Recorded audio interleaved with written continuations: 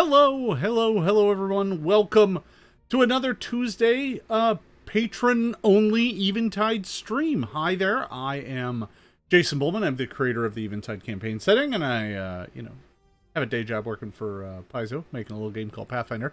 And today, what I want to talk about is a a new facet to the Wolfren's Fate adventure arc that is being introduced in Part 2.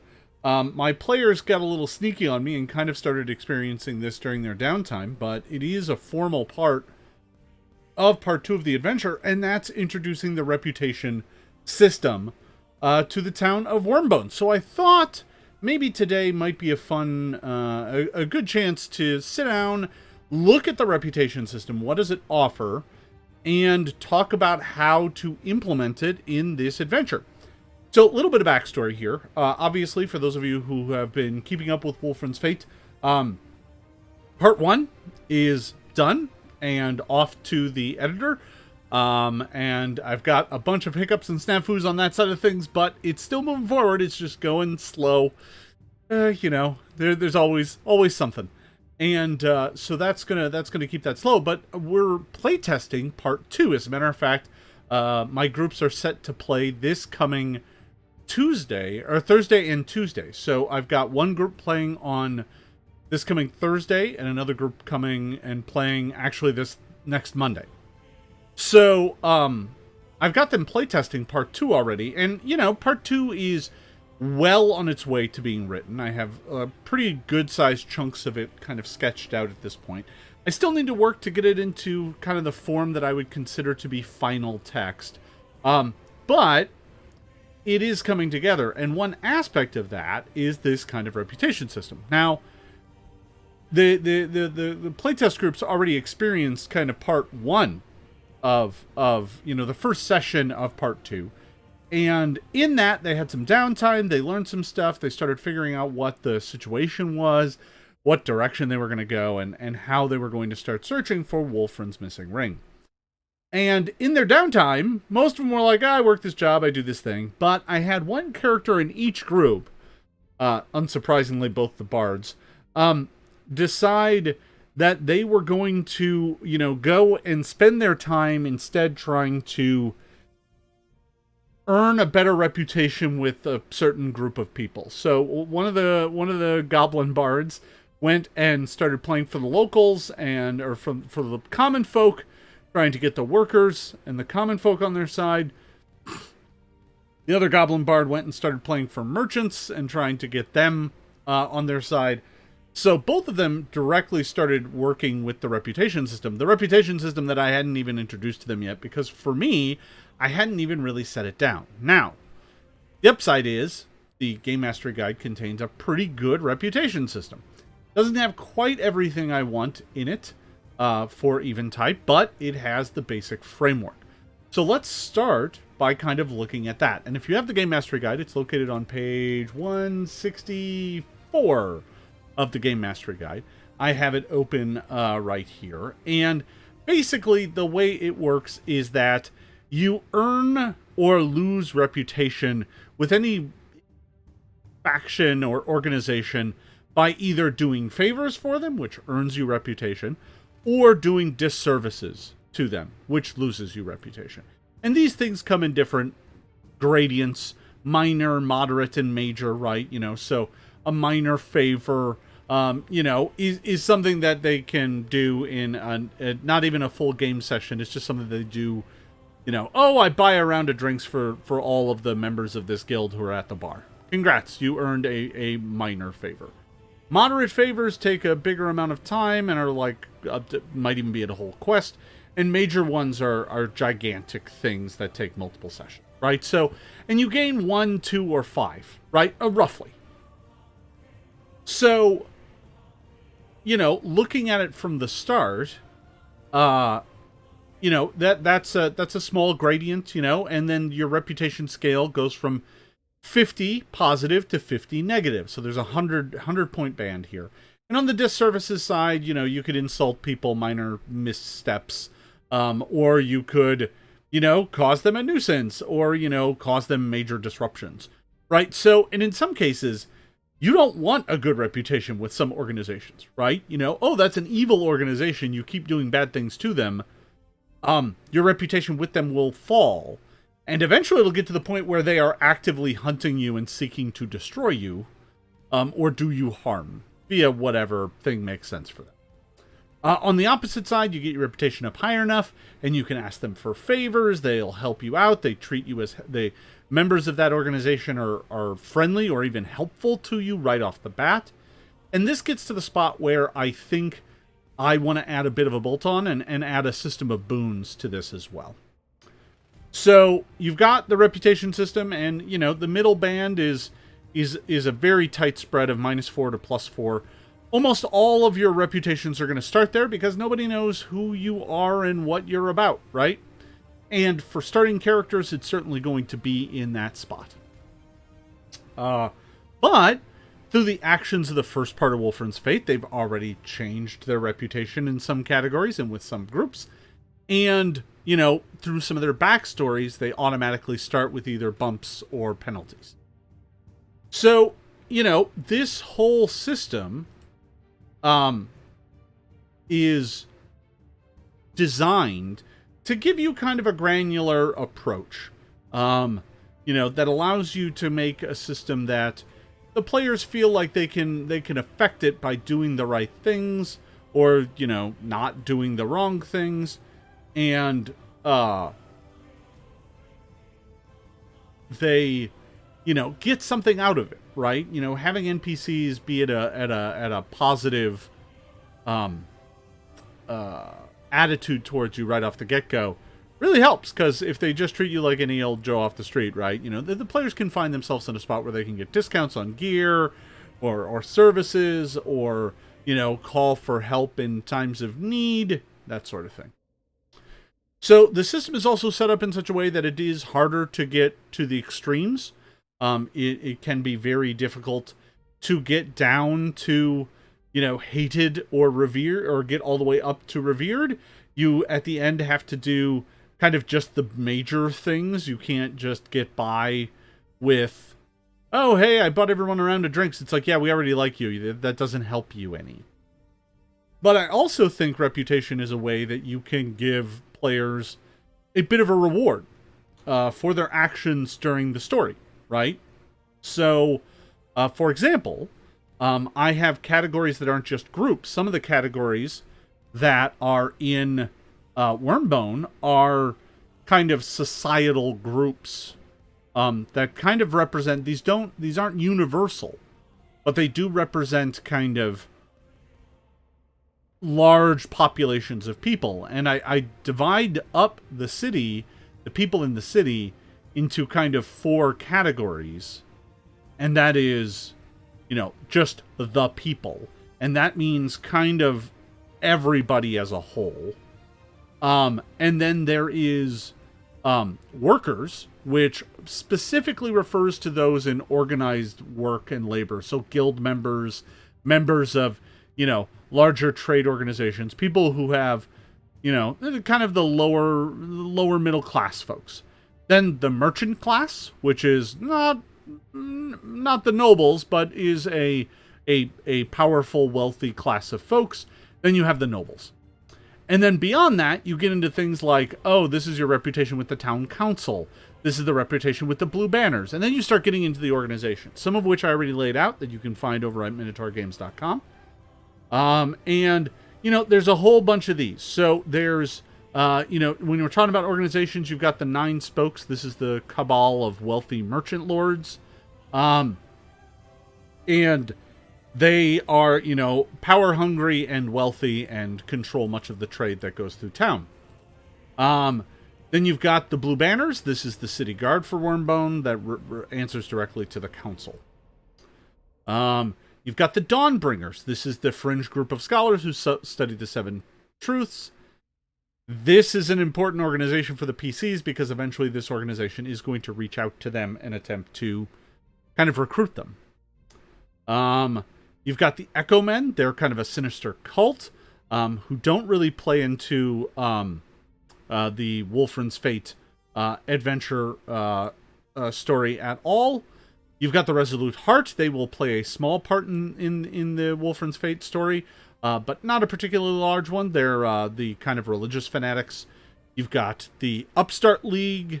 The Upstart League is a group of merchants who are, kind of lower level merchants who desire more power and influence and aren't happy with the way nobility and particularly the Nine Spokes controls everything.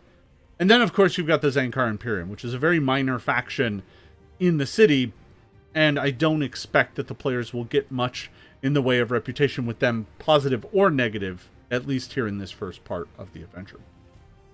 So, you've got all these different organizations, and honestly, player backgrounds can give you some bonuses and penalties based on what you choose. So, I have, in one of my groups, I have someone who took the noble background, and that gives them a bonus to their reputation with the nobility, to the point where if they're a noble and their backstory is that they're a noble in good standing, then, they could start out with a reputation of 5 and start out with kind of the nobles treating them friendly. The nobles are friendly to their own ilk. So in this way, some of the background choices of the characters could affect their starting reputation scores. Now, in addition to that, some of their actions during play that aren't even intentional may have affected scores as well. In the first part of the adventure, you're asked to deal honestly with the Blue Banners and with Havanok. Now, Havanok, as a member of the Blue Banners, you get a disservice if you don't treat with her honestly. So one of my groups has like a -2 with the Blue Banners already, right off the get-go. Because they screwed around with Havanok. Now, Havanok, they don't know it yet, is also a member of the Dawnbringers, or is a contact with the Dawnbringers. But her opinion of you as a guard doesn't influence her opinion of you as a Dawnbringer, right? So, you screwed around with me, you made my job harder. But as a Dawnbringer, she still sees you as valuable and useful. So, it's complicated, as it turns out. And this is kind of what I've been laying out. Now, what I've got is I've created a spreadsheet. This is just a simple Excel spreadsheet. And I will make this available to all of you. And this spreadsheet basically does all the math for you based on kind of a group level plus individual character level. So you can have individual character reputation levels. So what it does is it allows you to kind of manipulate both, and then it sums them up, and then using the rules system in Excel, it color codes the cells based on what your reputation is. So let me show you one that I have here, and this is for my Monday night group. So here you can see the reputation tracker, and there's all the characters are here. Now you'll notice most of them do not have individual bonuses or penalties as of yet. They, frankly, most of these organizations haven't heard of them at all and do not think much of them, right? So if you look over here at the Resolute Heart, right, it's a 0. They don't know about the PCs. They don't care about the PCs. They're kind of unimportant to them. Same with the Upstart League, the Zankar Imperium, things like that. Now the Dawnbringers have a group reputation of 1. They got a bonus of 1 because the player characters are involved in exploring Wolfren's tower, and that is something that is interesting to them, and that has put them on the Dawnbringers' radar. Now, it's not high enough to get them up to liked, right? If instead this was a, 5, everybody's reputation would go to 5, and they'd all go to liked. But it's not. It's still just at 1. So, as you can see, they're still pretty much ignored across the board, right? The player characters don't have any sort of reputation at all, right? It's just mostly zeros. Now, it's not entirely zeros everywhere. You can see here they have a group reputation of a -2 with the Blue Banners for lying to Havanok a couple times. That was a small disservice, nothing major, but small. Now, the big thing you'll notice here is that Gullick Gingristle here has a -10 with Nobles of Wormbone. That's because of his backstory. His backstory is one of that he was part of a noble family, but did a horrible faux pas at a wedding, and basically was ostracized and kicked out of the noble house. And as a result, he's starting out with a -10 with the nobles, which makes him disliked.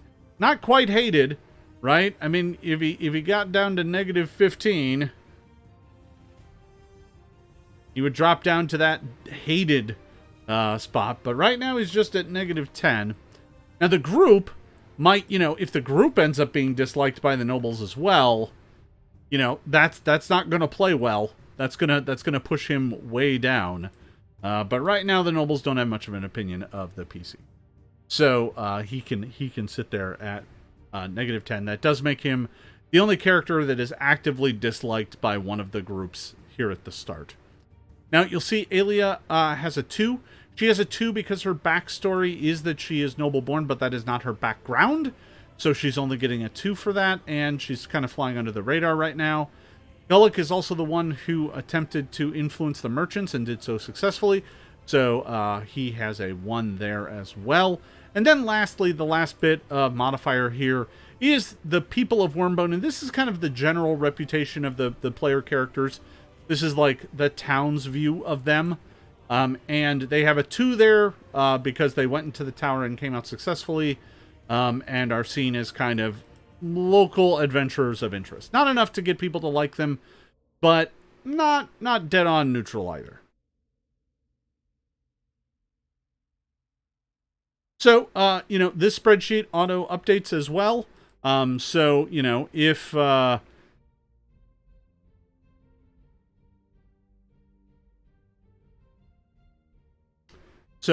you can easily use this to keep track of folks, and it'll automatically color code all their boxes, making it easy to use at the table.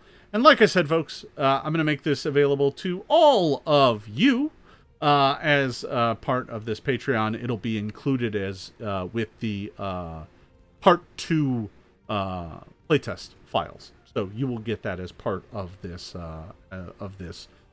adventure in Patreon. This is kind of just a bonus. So that's the basics of the reputation system. Now I'm adding something onto it as well. And what I want to add on to it is basically just a system of boons. And basically what this is if you do something above and beyond, it's kind of like the organization owes you one, or you can call upon them in times of need. Now you can ask for a boon even if you don't have one, in which case you then owe them an obligation. So there is like a boon and obligation system. I didn't want to call it boons and obligations, but it can go both ways. You can ask a favor of an organization, but you have to be in good standing with the organization, right? You can't ask for an obligation out of an organization that you're not at least liked in, right? If they're ignoring you, they're not going to give you a favor. Although I may make an exception on that if there's some exceptional role playing, or the need is urgent or great, right? Some of it'll be circumstantial. But in this case, basically what it is it's just a system by which the players can get small benefits, and it depends on they'll be organizationally specific. And here in this part of Wolfren's Fate, I'm really only going to detail a couple organizations. Because frankly, I don't need to develop what the boons are of the Echo Men. The players are never going to earn any, and probably won't even encounter them. So they're currently in the reputation tracker just because all the organizations are in there. But I'm not going to develop the boons for the Zankar Imperium or anything like that. I will do the Dawnbringers, the Blue Banners, the Town Council, and all of the major groups. The major groups really won't have much in the way of boons. You can't go and ask them for favors. However, because they're monoliths. They're not smaller individual groups like the others are. But that doesn't mean you can't earn a boon from the workers, that it can't be given out as a gift. So I don't know. I may detail that, I may not. It's still kind of early days on some of that stuff. But for the blue banners, for example, the simplest boon is just getting them to ignore a minor infraction, right? So, you know, you are caught doing a crime of some sort, and you know, they will look the other way, and that could be your boon. You know, and this again can be a thing that you ask for them if you're liked, and then if they agree, then you just owe them an obligation, which is basically you owe them a favor, and it's GM fiat to come up with a fun way to screw with your characters. Yeah, if somebody decides to go hardcore and try and gain influence with the Imperium, that'll be interesting. But the Imperium, remember, are very secretive in town. They're not operating openly. So the player characters aren't going to necessarily be able to go and ask favors of them because they're working in secret. So really, if you earn reputation or lose reputation with them, it'll be because you've attracted their notice of the operatives that are working in secret.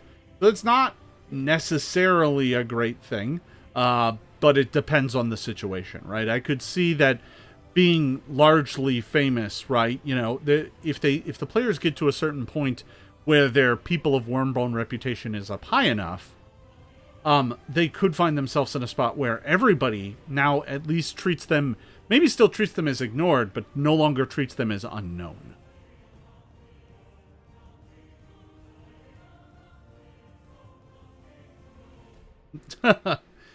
A comment from chat about somebody having a character that would definitely try and get Imperium boons. Well, it's something I'm going to have to develop eventually, because being on the Imperium's good side is not a bad thing, right? The Zankar Imperium is very powerful and very wealthy, so you know, being on their good side is a good thing. And likewise, being on their bad side is a real bad thing, because they can bring some real power to bear against you. So that is kind of a sum up of the reputation and boon system. I think this is a thing that's going to develop over time. I don't have an awful lot of more details to share. It really is kind of just the GMG system plus boons added on. And the boon system is a little sketchy right at the moment. But I did think it was important to talk about it, because I think this is one of the subsystems from the GMG, of which there are many, that really does deserve a spot in this game. Because I think having the characters have a deeper tie to the world, and having their actions have consequences, right, you know, is important. And, you know, the whole, like, ha ha ha, we lipped off to the blue banners, sure, you can do that. I mean, it's going to cause your reputation to suffer, and you might find yourself in a spot where if you're disliked, they're going to, you know, you don't want to be disliked by the local constabulary, right? You know, they can make your life a living hell.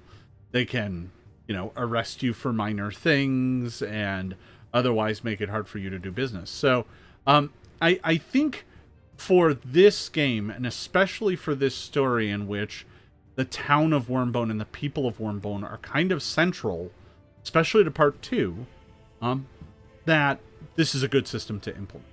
Now, over time, I expect that, you know, if the player characters manage to free Wolfren, that is a major service to the Dawnbringers, right? That's an automatic, here you go, here's 5.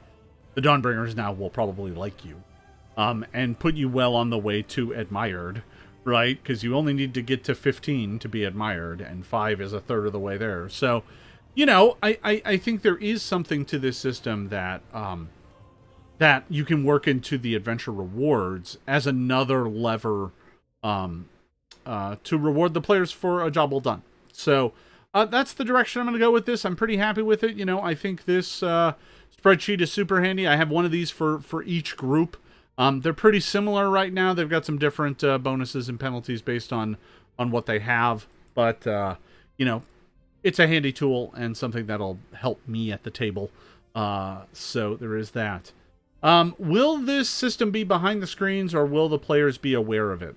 I haven't decided yet. I think they know, because, well, first of all, they can't see all the organization names, because some of them are secret, right? The Echo Men are not somebody that the player characters even know of. The fact that there are Zankar agents in town, not something they know about right now. So, I think this is the sort of system in which I'll keep it mostly behind the screens, but when they crest a threshold with a major organization that they know about and can sense the difference, then I will tell them. So it's going to be the sort of thing where it's like, hey, congrats, you've gotten to the point where you're liked by the town council. And when, now that you're liked, you can earn boons from them that you can kind of cash in times of need. I think that is a good system to go with. But I don't think letting them see the numbers and trying to game the system is the way to go. I think it honestly works a little better if the players don't have a direct sense of how many points they need. Oh, let me buy a round for these folks once a week once a day for the next week so that I can get my reputation up to liked with that group. That's not something I want to encourage. So telling them the scores really isn't really probably all that useful to me. Do I have a boon sketch out? Yeah, so some of the most obvious boons are, with the blue banners, right? You can get out of a misdemeanor, or, if you want something a bit more proactive, they can look into a crime that you have seen or witnessed with urgency, right? It's their job to investigate stuff. But you could call in a favor that's like, hey, I think something shady's going on here. You want to check that out, right? With the Dawnbringers, they can do research for you, right? And can investigate elements and things that you find because they're interested in the 7 Truths. And so if you have questions about that or need information about that, they can help you out. If you get in good with the town council, that opens up lots of different things. Like a boon you can get from the town council is a deed to a property, right? So if you want to end up, and you can get this through a few other ways as well, and you can also just pay for it. But one of the more basic boons is just getting a property or a piece of land where you can build a headquarters. So if the players want to build their own HQ and get set up with their own kind of place to live, having an inn with the nobles or the merchants or the workers is going to be the way to go. And I think throughout Wolfren's Fate, they will probably earn enough to be in that spot.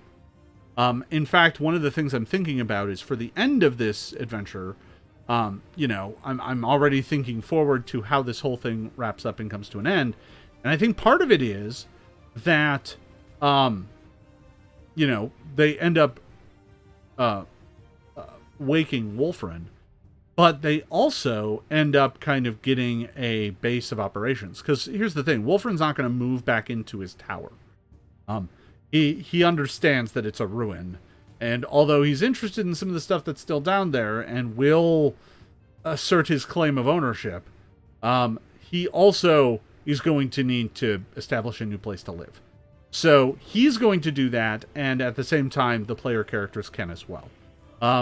So, in fact, I'm trying to decide whether or not it's the sort of thing where he invites them to come live on the new property, and maybe that's the way that they end up with a group headquarters or a group base, and then Wolfren, putters around in his tower in the corner.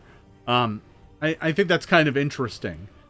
It's also an interesting dynamic if they end up with a base that has a tower that they're not really allowed to go in. That's Wolfren's place. He's like, stay out. This is I do secrets and research here, but I'll come out and chat with you, right? That could be fun.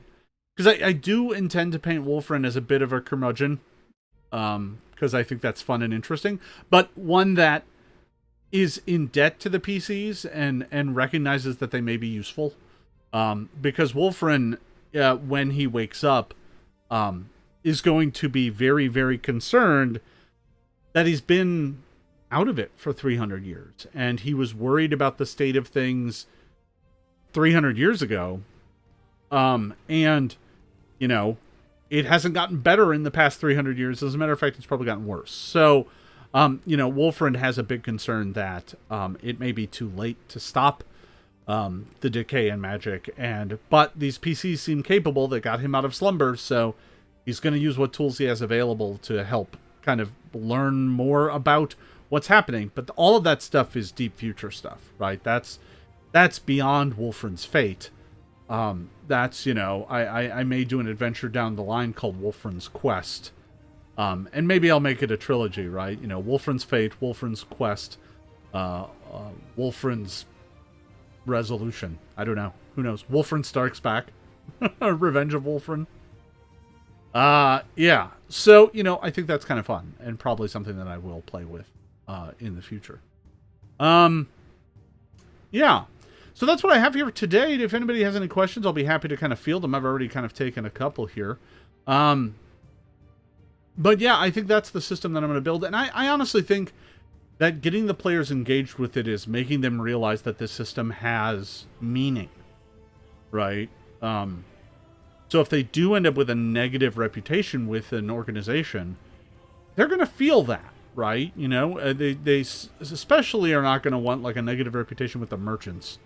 Having a negative reputation with them means that, hey, guess what? Everything you buy is now more expensive, right? Everybody treats you kind of like garbage whenever you're trying to, sell something or buy something. Whereas, getting these folks on their good side, means that you might get things easier and they're willing to, have things shipped in for you and help you out in that way. So, I think with the smaller organizations, that's mostly kind of what they can specifically do. If you end up with a real negative reputation with some of the more evil organizations, that's how you end up on their radar and they come after you. And I think there very well might be some organizations that further down the road end up in that camp where you go on an adventure where you take care of some Zankar, a nest of Zankar agents or something. And that's going to get you on their bad list, and then they're going to attempt to kind of disrupt your life. So I want to stress that if your background, and in some cases class, by the way, if some of your choices, because there may be organizations down the road that are like, oh yeah, no, like because you could take this down to a more granular level and be like, oh, this is the Church of Astromari, and you're a cleric of Astromari, so you automatically start with a reputation of 10, right? But that's not a permanent modifier, right? It's not like you always just have a plus 10 on your score. No, it's you start with a score of 10, and you can still go up or down based on your actions. So your background and your class choices and things like that can affect your starting position, but what happens after that is the same as if you were at 0. So even if you have a negative, you can climb all the way back up to revered. It's just a longer trek for you than it is for other folks. And you falling to the bottom is a lot easier. So, yeah, I think that's kind of how that all plays out. So, because Gulick has a road to climb. His quest is to get back in with the nobles, but he realizes that he's not going to be able to do that. He can't just walk in and have them like him. So instead, he's going to try and build his way back in by impressing and influencing the merchants. That's his stated goal anyway. We'll see how it goes. Once I kind of clue him into how the system works. Because right now, they're just kind of like, oh, it's a thing. I haven't really explained it to them. So they'll get that debrief probably in the next session, now that the system's a little bit more formalized. And they'll be able to play around with it, and understand how it works. So I want them to understand how the system works. I don't want them to know what their score is, basically. I like to keep it less mathematical and allow it to be a little bit more story and narrative based and less like a statistic.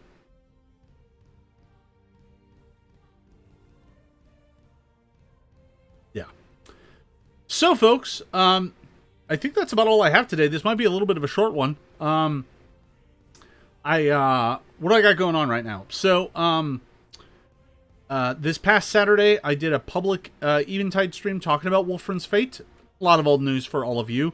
That's going to go live on YouTube tomorrow. So tomorrow I'm going to push that, and if you all could help me spread the word, that'd be great. So that video talking about Wolfren's Fate will go live on YouTube tomorrow morning at 9 a.m. Pacific time. So I'll get up then and start spreading that around far and wide. In addition to that, obviously, the first part of Wolfren's Fate is still moving through the process. One thing I've decided to do is to allow it the time it needs. It's going to go through edit. I'm going to lay it out. And I'm going to lay it out so that it can be print on demand. So for those of you who want... It's only a 32-page adventure. At least I think it's only going to be 32 pages. For those of you who want, you know, a print copy of it, that will be available. And I will make sure to give it to folks at a discount based on their tier, if that's what they would prefer. You'll still get the PDF for free, but if you want the print copy, I'll give that to everybody at a discount. But that will delay things, because if you do it print on demand through drive-through, you have to wait until you get a printer-proof copy and approve it. So you have to wait until they do pre-press and set it up and send you a copy, and that can take several weeks. So, point is that the first part of Wolfren's Fate will be a print product if you want it, but just print on demand. I may do a bespoke actual print later as part of a crowdfunding. I think that's my current goal. And then it'll probably be Wolfren's Fate as one giant adventure, not 4 individual parts. So, but that's still ongoing. I'm hoping to have that out in a month or so, but I need to get the file back first and then lay it out, and then I need to go through pre-press and things like that. So, I've got a bit of time. I'll keep everyone updated, you know, obviously I'll keep you updated through the Patreon page and through my social media, so keep an eye out. Yeah, no, honestly, print on demand is not as expensive as it used to be. It's still a little pricey, and I think I am going to check out and see what it looks like in premium. I know that the standard color, there's 2 versions. There's a standard color version and a premium color version. The standard color version is a little faded. It's not quite as good. It's a different kind of inking process. It's cheaper.